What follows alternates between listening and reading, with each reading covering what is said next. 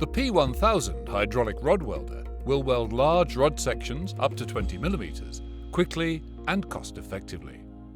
Quick-release dies and an easily adjustable die setting mechanism ensure that die changeover is fast and problem-free.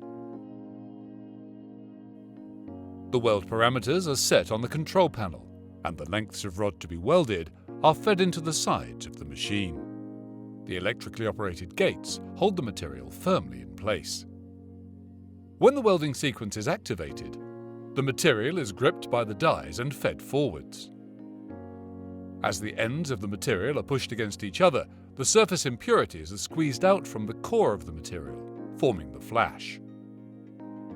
The sloping front panel and angled mechanical parts allow the operator to view the cold weld process as it takes place.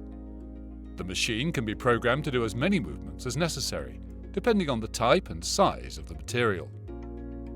Power consumption is minimal, and the P1000 is quiet, clean, safe, and simple to operate. After the weld sequence is completed, the machine makes one or more additional movements to remove the flash. The dies and clamps are then opened to release the welded rod.